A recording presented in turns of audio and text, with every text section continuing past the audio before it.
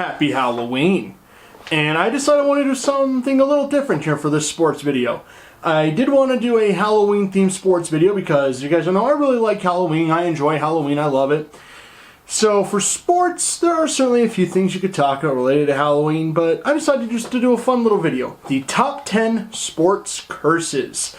These are things that every sports fan is familiar with, especially if you're superstitious. You might have a special jinx or tradition that you do that, whether it be for the entire season or during the playoffs, should your team reach it, and you believe that if you do it, your team will magically win and they'll make their deep run. I mean, certainly, I've done it in the past, everyone's done it in the past, and we've all had our experiences with a team that just feels like no matter what they do, they can never reach the top of that peak. So we make the conclusion, they must be cursed. So I'm here to talk about the top 10 sports curses in North American sports, because I was going to include stuff like European football, but looking at some of the curses I was researching, I could make a top 10 list of football curses by themselves. They have so many different things they can name that it feels like they would take up the list. So maybe that's something for another day, but for now we're talking about top 10 North American sports curses, and there are certainly a lot of them. You've seen probably other lists like this. I believe we're just going to stick to North American sports for now. Now, there are lots of things people can name, like there's the President's Trophy curse in the NHL, there's the hangover curse, which doesn't just apply to one sport, but kind of multiple sports, like the team that wins it doesn't come out as strong the next year. You can talk about stuff like the Super Bowl host curse, you can talk about the Madden curse, the NBA 2K curse, the Sports Illustrated curse. Lots of them. So we're going to stick to ones that specifically affect franchises, or in some of the cases, entire cities. We're going to stick to those because those, in my opinion, do fit the theme a little bit more of what we're talking about here. If you have a favorite curse, let me know in the comments below. Some of these curses have been broken, but they were too famous for me not to talk about. So anyways, that said, let's get on with this list. Yeah!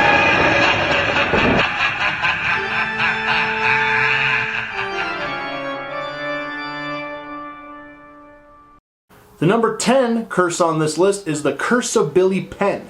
If you guys don't know about this, they have a statue of William Penn in the city of Philadelphia. And this curse affected all Philadelphia sports. There was a gentleman's agreement among the city that no city skyscraper or building should top the height that of William Penn.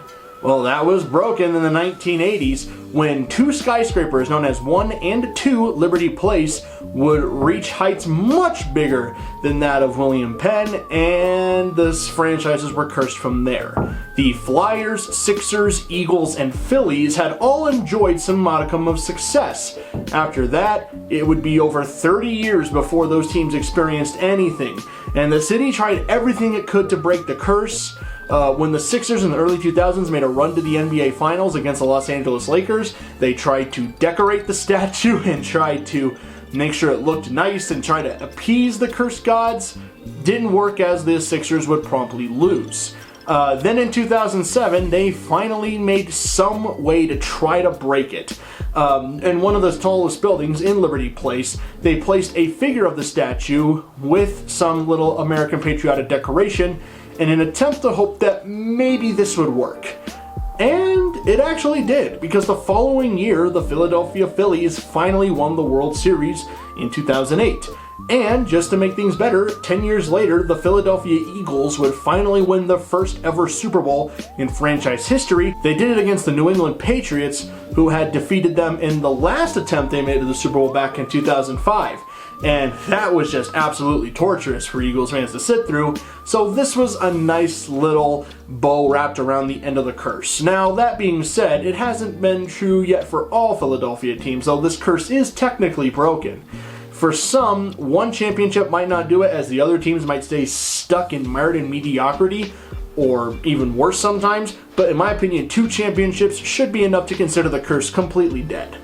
So there is that, and the Flyers have yet to win a Stanley Cup. They did reach a Stanley Cup final against the Chicago Blackhawks, and then they lost that cup final on technically an own goal, because why not? And then the Sixers have had a weird history. There's the whole process thing, which I could get into a whole video about that. But the Sixers have yet to win an NBA championship on their end. But it is a very famous curse, especially for Philadelphia fans, so I had to put it on the list, though it is technically broken.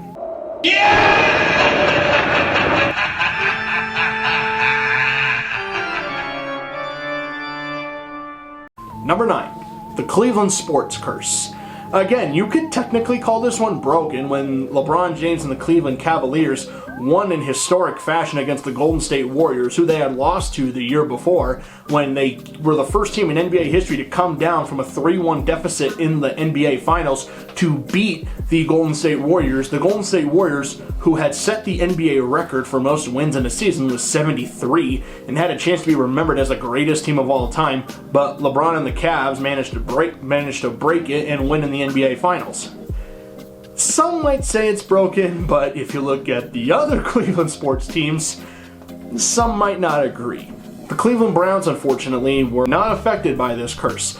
They did certain things after the Cavaliers won, like you had them try to retire that infamous jersey that shows all the QB numbers that have played for the Browns, all the names of the quarterbacks that have played for the Browns since the revival in 1999, but the Browns unfortunately have had their own cursed moments. There's the 3 AFC Championship games they lost to the Denver Broncos in the 1980s with 2 infamous words, the drive and the fumble, when they had a chance to win both those games, but then John Elway concocted a 98.5-yard drive to win in overtime, and then Ernest Biner the following year in a rematch fumbled the ball on the 1-yard line, which sealed the Browns' fate. They also haven't had much success since then. One of the most heartbreaking moments being when Art Modell, the owner of the team at the time, elected to move them to Baltimore to become the Ravens, which of course still angers Cleveland fans to this day, as once the Browns moved to become the Ravens just 5 years later won a Super Bowl and had the stability and the roster talent that the Cleveland Browns have never had. The Ravens have actually won 2 Super Bowls in their time in their move to Baltimore. Meanwhile, the Browns, they have yet to crack. Since their revival in 1999, the Browns have made the playoffs twice, and they have but 1 playoff win, which came in 2020 against the Pittsburgh Steelers.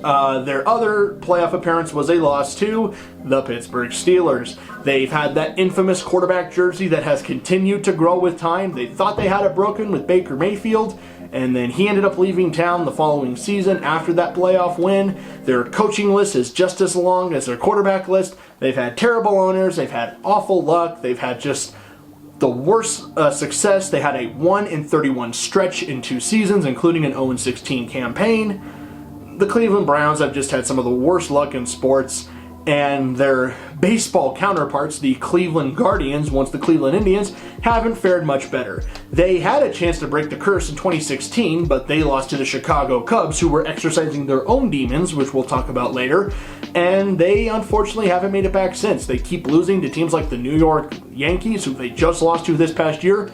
Even changing their name to the Guardians hasn't helped any, as Cleveland is still the longest drought World Series in the Major League Baseball. They have not won a World Series in over 50 years, and that list just grows year by year.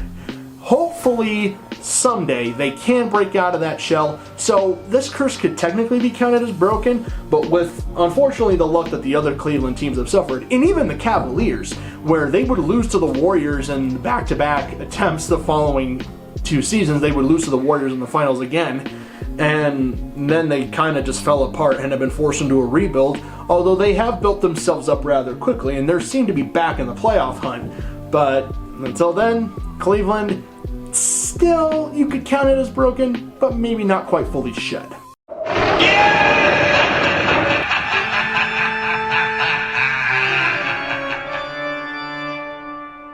Number 8, the Atlanta Falcons. I was going to put Atlanta sports as a whole, but I don't think that it technically counts because the Georgia Bulldogs who had their own curse and their own demons to exercise, managed last year to win a national championship, and they beat Alabama, their boogeyman, to do it. And the Atlanta Braves last year won the World Series, their first title in over 20 years. So, of course, the Atlanta Braves and the Bulldogs have kind of broken the Atlanta sports curse, and technically Atlanta FC in the MLS won an MLS Cup in 2018. Though I don't think most Atlanta fans counted that because they mostly pay attention to their other major sports teams. So technically the Atlanta sports curse is broken, but the Falcons, yeah, not so much. There's no official name for this curse, but the Falcons have to be one of the most cursed teams I've ever seen. They had that awful stretch to start their run in the 70s when they were first born as a franchise, and they were just terrible for years. They had some playoff runs, but they would routinely choke away games, end up losing. They had some infamous moments in their history. They did make it to a Super Bowl in 1998, only to fall to John Elway and the Broncos after beating another cursed team, who we'll talk about later. Though, after all their infamous runs, there was the Bobby Petrino era, which I guess I could put an asterisk on era as it didn't even last a full season. But for Atlanta Falcons fans, I'm just going to put the image on the screen. You know the most infamous moment in the history of this choke, 28-3. The Atlanta Falcons had a 28-3 lead on Tom Brady and the New England Patriots in Super Bowl 51, and the rest is history. I'm not going to go in gory detail. The Falcons since then have suffered a lot more chokes, a lot more infamous ones, like at the start of the 2020 season. They had one to start this past year in 2022. The Falcons have yet to exercise these demons, and until they do, 28-3 will always haunt them.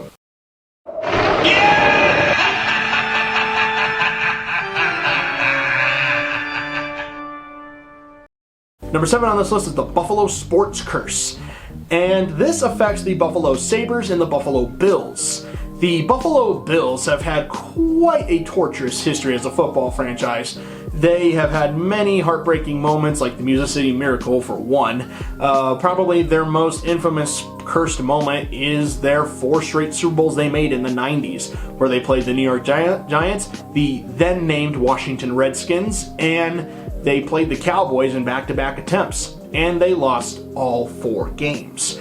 The most infamous, of course, being Scott Norwood's wide right. Many argue that it derailed what could have been a dynasty, which is something to think about. Like, what if Norwood does make that kick? Do the Bills win that Super Bowl, and does it propel them to win more? Or maybe do they just win that one, but even if they do win that one, we're not talking about it. The Bills, after the Music City Miracle, went 18 years without a playoff appearance, and then when they finally did make the playoffs, they were knocked out promptly in an ugly wildcard loss. Now, that said, they have had some attempts to finally lift the curse, and now they look like they have an elite team built to do it, with Josh Allen finally showing as the Bills' first franchise quarterback since Jim Kelly, and them finally having the team built to make a deep run in the AFC. I personally, and many others, have picked them to win a Super Bowl, which means that they're either going to win it, or they will suffer another heartbreaking playoff loss, because that's how curses work. The Buffalo Sabres, on the other hand, wish they could be in that place. They have nothing to their name. They have very passionate fans, but no Stanley Cup, and they have made the Cup one time, and they lost in that Cup final. The Buffalo Sabres haven't had much in terms of success. Their playoff record is not much to look at. And they have in the last 5 to 10 years hit a much more recent low point. There was the 2015 season where they just decided to deliberately tank, like it wasn't even disguised, like they blatantly traded so much at the trade deadline. They bluffed their way to a tank and then basically tried to get Connor McDavid. They ended up getting Jack Eichel instead, and then they botched everything from there, and it felt like they were at a brand new low point. Where at one point they lost 18 straight games. They didn't win it. They not win a single game in March of 2021, and things do look up now for Buffalo. They are rebuilding now. Kevin Adams seems to have infused the team with some new youth and new life. They have some new nice players that the fans are taking to. So maybe Buffalo can get out of this. But until then, Until either the Sabres win a cup or the Bills win a Super Bowl, they still remain cursed.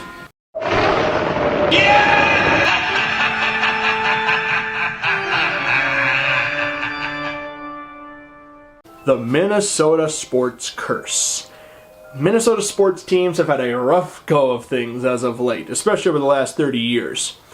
The most recent team to win a title in the major Minnesota sports team, at least of the four major sports, the NHL, the NFL, the MLB, and the NBA, currently was the Minnesota Twins, winning a World Series in 1991, but they have struggled in the postseason since.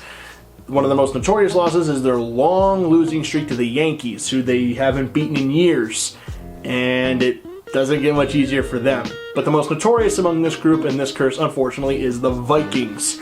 Similar to the Bills, who we discussed earlier, they made it to 4 Super Bowls throughout the 70s and 80s. They didn't win them. They didn't go to 4 straight like Buffalo did, but just like the Bills, they lost all 4 games.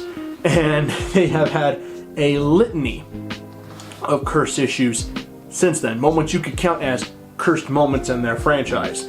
They're what you could count like Craig Anderson in the 1998 NFC Championship game. Hadn't missed a kick all year. Of course, against the Atlanta Falcons, he has a chance to kick the field goal that would seal their victory and have them go to Super Bowl 33. He ends up missing the kick. Falcons come back, tie the game, force it into overtime, and the Falcons win. They had the NFC Championship game against the 49ers. They had the chance to go back to the Super Bowl. All they had to do was score a touchdown on the goal line, fumbles it on the one, and rest is history for the Vikings there. There's the Hail Mary against the Cowboys where Roger Staubach said, I just said a Hail Mary and threw a deep pass, touchdown, but Cowboys win, Vikings are out. There was a year where they had a chance to go to the playoffs. All they had to do was beat the 3-12 Cardinals until Josh McCown throws a miracle touchdown to Poole, and that knocked the Vikings out of the playoffs. And to make things worse, it actually got their hated rival, the Packers, into the playoffs. So there was that. There was the Minneapolis Miracle, where they had the miracle touchdown with Stephon Diggs from Case Keenum to beat New Orleans, only to get blown out in the NFC Championship game by Philadelphia the very next week. Vikings have just never found a way to shed that moniker. Haven't been back to the Super Bowl since the 80s. It's been a long existence for them.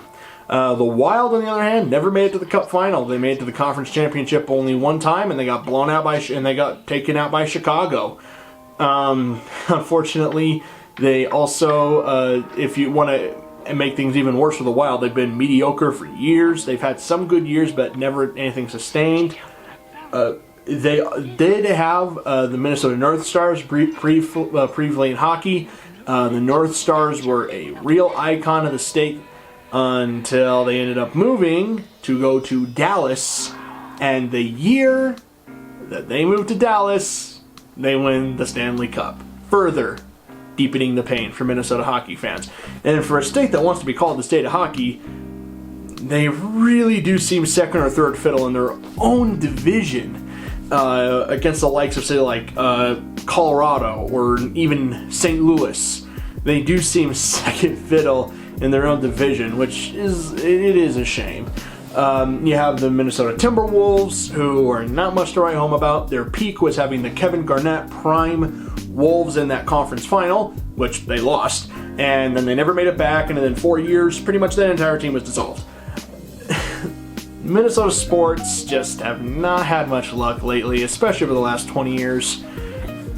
Maybe they can finally break out. Each team does seem to have a lot of talent and the potential to really build something, but until they do, no championships. Now, these next 2 curses have technically been broken.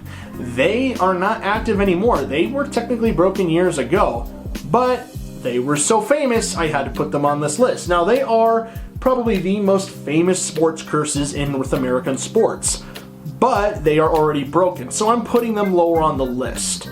The top 3 curses above them are just famous curses, yes, but they are still active, which is the only reason that the following 2 are not number 1 and 2 on this list. Let's go ahead.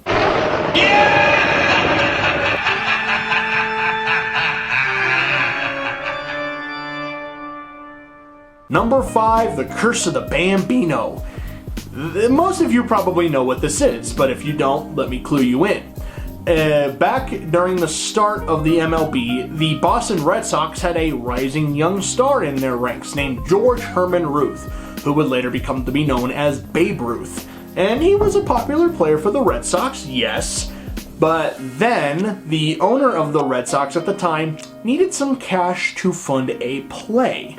And so he decided to get that cash. He would sell Babe Ruth to the New York Yankees to get what he needed to fund his play.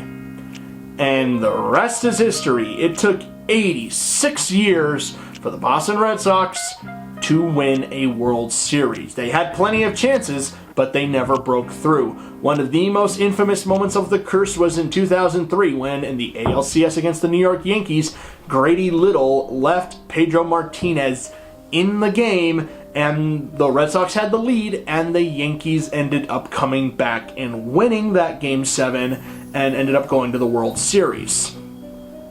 And this was torturous for Red Sox fans. It's not just that they lost, it's that Babe Ruth became one of the most iconic figures in North American sports and in all of sports. The Yankees built a dynasty in the process while the Red Sox sat in anguish. The Yankees forever taunted Boston, and the Curse of the Bambino was born, one of Babe Ruth's nicknames. So that haunted the Red Sox for years. They could never get over the hump until finally, in almost movie-like fashion, in the 2004 ALCS playing the New York Yankees, the Boston Red Sox became the first ever team to come back down from a 3-0 series deficit. They reverse swept the Yankees and would go on to defeat the St. Louis Cardinals in the 2004 World Series, thus finally ending years of heartache for Red Sox fans. And they have won a few more World Championships in that time. So this curse is officially wiped clean and off the books. And they have beaten the Yankees more than a few times in their ways to get to those championships. So it's officially broken, but man, did it take a lot of pain to get there.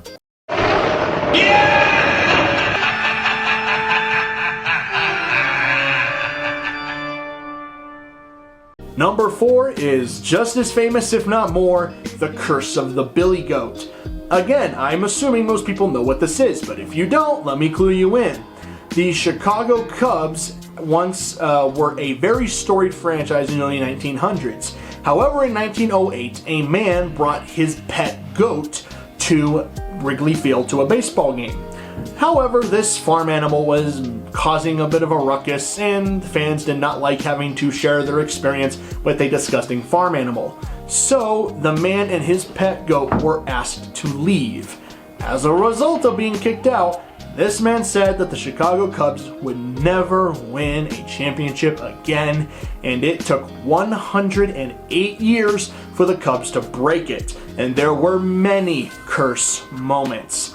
They lost in many attempts. It took them a long time just to get back to another World Series, and they ended up losing that World Series. In fact, it would take at least 85 years for the Cubs just to make it back to the World Series.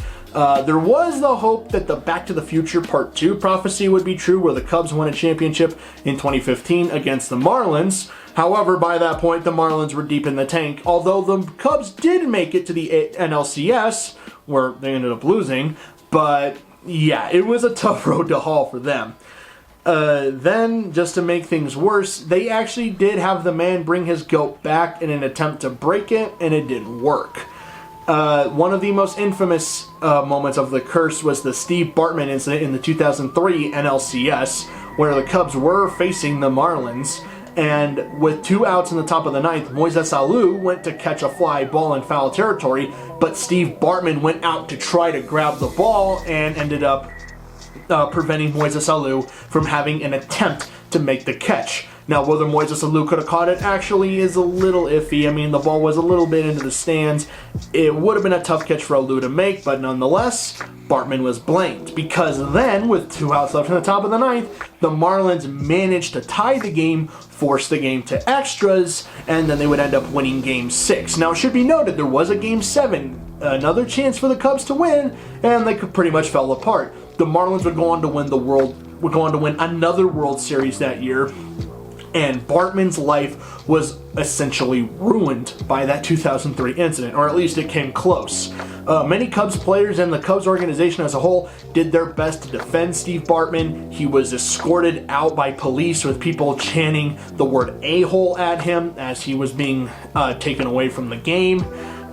He pretty much became a recluse after that, not wanting to go to any Cubs games, but of course he still remained a die-hard fan cheering for the team. Many players came out saying that it wasn't his fault, and it wasn't. The Cubs had 3 extra chances to take away that game. Keep in mind that they was still 2 outs in the top of the 9th, and they were leading by 2 runs.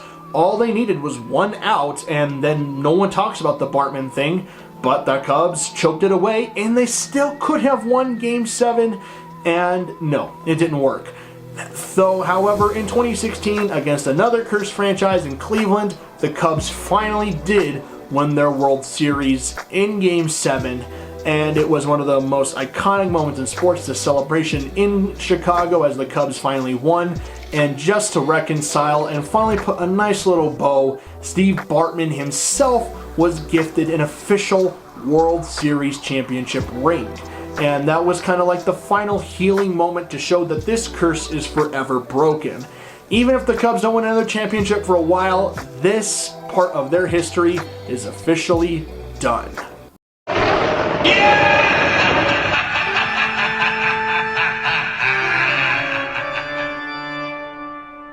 Number 3 on this list is the Joe Namath curse.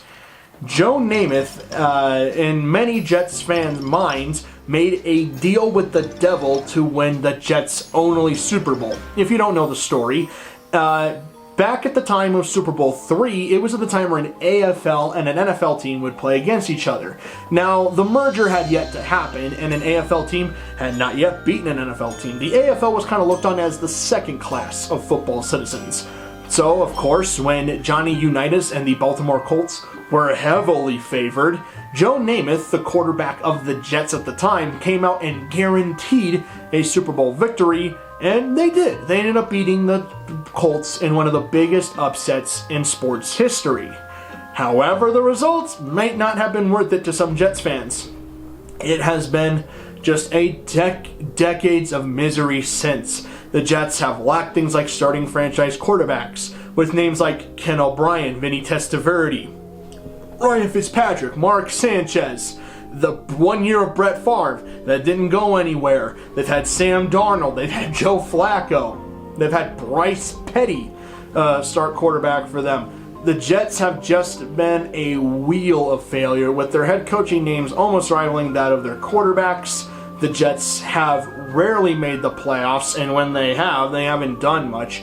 They have made 3 AFC Championship games, including back-to-back AFC Championship games with Rex Ryan, but as you can guess, they lost all 3 games, including one of the most infamous moments in history, the butt fumble, where Mark Sanchez ran into his own lineman behind and fumbled the football. And that moment has defined the Jets franchise for years now. Now the Jets do seem to be heading in the right direction. They have Robert Saleh, and their team is currently 5-2. They're hoping that Zach Wilson, drafted in 2021 second overall, can finally break the Jets quarterback cycle of misery, but until he does, we are stuck with this Jets curse. Some fans believe the Jets have to break it on their own, some believe it'll happen when Joe Namath eventually dies. But until then, maybe Joe Namath did make a deal with the devil to get that championship.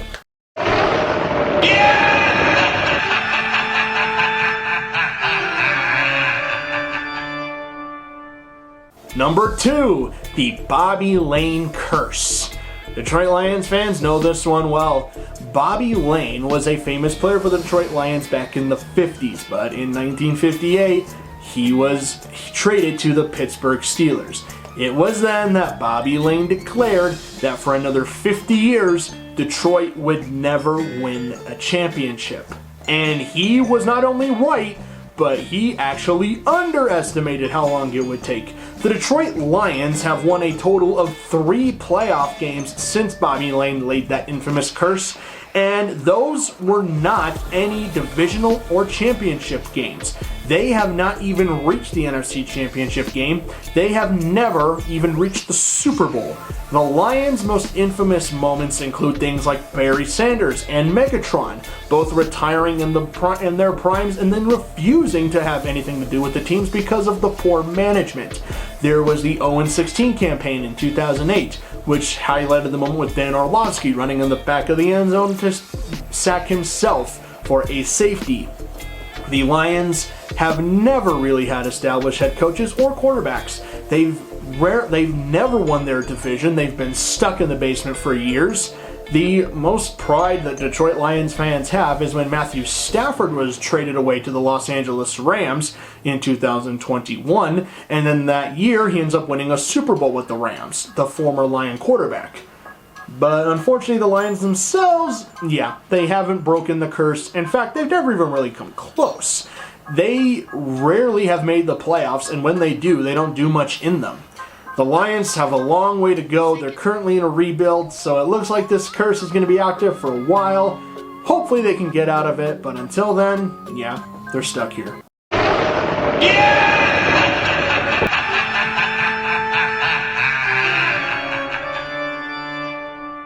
Toronto Maple Leafs curse. Yep, this had to be number one. In 1967, the Toronto Maple Leafs won the Stanley Cup, one of many. And it has been nothing but 50 years of misery since. The Toronto Maple Leafs have not won a Stanley Cup since 1967. They have not even made it to the final since 1967. In fact, they have made the conference final multiple times, but they've never broken through. They have had a litany of cursed moments, things that fans will point to when finding proof that their beloved Leafs are a cursed franchise. And believe me, there are plenty of moments to go through. There's the Harold Ballard era, where they were run by the tyrannical Harold Ballard, and he was just a terrible owner and a horrible person. Ran the Leafs into the ground multiple times. There was his feud with Dave Keon, who was the captain of that cup-winning team with the Leafs. He tried to blackball him from ever returning to the NHL when he left for the WHA. There was his conflict with Darryl Sittler, the whole mystery coach fiasco where he fires a head coach who took him to the conference final, then 2 days later tries to bring him back but tells him you must wear a paper bag on your head and be labeled as the mystery coach. He refuses, gets the job anyway, goes into the playoffs, loses in the first round, gets fired. So the Ballard era was so comical. There was the pedophile ring that came out. I discussed that briefly. The pedophile era that was discussed briefly in the 90s, where it was discovered what was going on with Ballard and a lot of Leafs fans. Gordon Stuckless, a member among the Leafs brass, and then there was the Dave Keon wound that was so deep it took him years, even after Ballard's death, just to come back and reassociate with the Leafs. There was the 1993 conference final where Dougie Gilmour was tripped by Wayne Gretzky. It wasn't called by Kerry Fraser. The Kings end up winning Game 6 in overtime of that conference final, and then they beat the Leafs in Game 7 in Toronto, and then the Kings go on to play Montreal in that Stanley Cup, and Toronto does not. There's the overtime heartbreaking Game 7 loss to Carolina after tying the game last second. There's been multiple heartbreaking defeats, multiple embarrassing losses, the 9-2 Nashville blowout. There's the fact that they have yet to win a playoff series since 2004. They've made it to the playoffs 6 straight years since 2016, and they lost to Washington, lost to Boston twice, lost to Columbus, they lost to Montreal after having a 3-1 lead over a below 500 Canadiens team that snuck into the playoffs by default. They were favored heavily to make a cup run, and they end up losing. They blow the 3-1 lead, they lose to Montreal, then this past year, they just lose in a hard-fought series to Tampa, who would end up going on to the Stanley Cup. And there's that joke. The teams that the Leafs had lost to for 3 out of 4 years, the teams that the Leafs lost to ended up going to the Stanley Cup. Lose to Boston in 2019, they go to the Cup. Lose to the Tampa Bay Lightning. Last year. Lightning go to the Cup final. They lose to Montreal. Montreal goes to the Cup final. No, those teams all lost those Cup finals, but you get what I'm getting at here. There was the whole Babcock and Shanahan drama that ensued through the organization. There's the fact that they've yet to beat their rival, the Boston Bruins, who have tormented them for years. And probably the epitome of what you could call a cursed franchise and a joke. On February 23rd, 2020, in Hockey Night in Canada, play the clip. The Toronto Maple Leafs lost an actual National Hockey League game to a 42-year-old Zamboni driver who works for them! And while they get humiliated a lot, well, forget all of them! They just lost to a 42-year-old Zamboni driver who works for the team! Yeah. The Toronto Maple Leafs have just had a very, very rough go of things. They've had awful teams. They have had teams that never made it out of the playoffs in the first round, teams that disappoint you. They've had moments where it looks like they'll rise up and then that curse gets in the Leafs' minds. They have set records for how much they've blown it in the playoffs. The Toronto Maple Leafs truly have to be the most cursed franchise in North American sports. Yes, they do have a cup, but that cup is so far faded from view. We are approaching 60 years since they've won a Stanley Cup. They're currently on year 55, and if they can't break it by next summer, that will be 56 in 2023. So we're approaching 60 years without a cup for the Leafs. I could keep going, but it would take forever to detail everything. If you want more details on how cursed the Leafs are, I recommend Urinating Tree's magnum opus, his 42-minute epic, The Toronto Maple Leafs, A Half Century of Failure, in which he details every single year of failure from 1967 all the way to 2020. And unfortunately, it's not gotten much better. Toronto they've had chances, haven't made them count. They currently have a core that on paper looks like a cup contender with Austin Matthews and John Tavares, William Nylander, Mitch Marner, Morgan Rielly. They've added in nice pieces like TJ Brody, Mark Giordano, Michael Bunting coming into his own. Their prospects look pretty promising. But things are still not quite coming together. Maybe this is the year. Maybe Toronto goes on that miracle run this year. But until then, this is where they are. Anyway, guys, that's it for this video. I hope you enjoyed the top 10 curses in sports. Happy Halloween. I hope you have fun at Halloween. Hope you did something fun.